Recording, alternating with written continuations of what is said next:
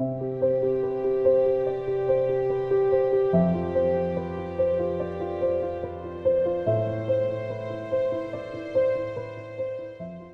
femme enceinte est suivie par sa gynécologue qui va lui prescrire un triple test pour apprécier le risque de trisomie de l'enfant.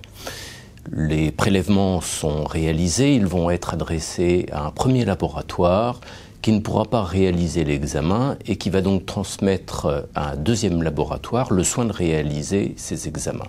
Malheureusement, le résultat est péjoratif puisque cette femme est exposée à donner naissance à un enfant trisomique de façon beaucoup plus élevée que dans la population générale.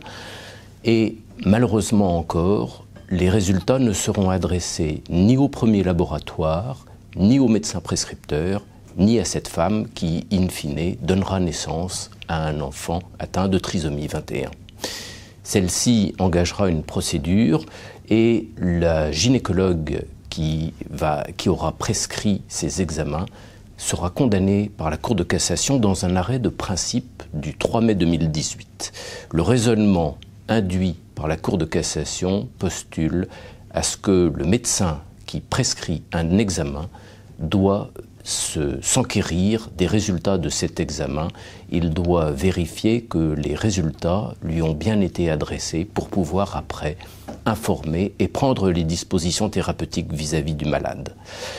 Par ailleurs, dans cette affaire, l'obstétricien qui avait pris le relais au niveau de l'accouchement et donc in fine du suivi de cette grossesse va lui-même être condamné parce que s'il avait pris connaissance du dossier médical de cette patiente, il aurait pu vérifier que le triple test avait effectivement été prescrit, mais que le résultat de l'examen n'était pas livré au dossier. Et donc, il va lui-même être condamné pour ne pas s'être enquis des résultats de cet examen.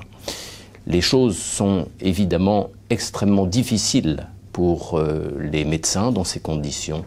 Ils doivent systématiquement s'enquérir des résultats des examens complémentaires qu'ils ont prescrits et à défaut, ils s'exposent à des condamnations pour ne pas avoir informé d'une part les malades des risques encourus et d'autre part pour ne pas avoir pris les dispositions nécessaires sur un plan thérapeutique.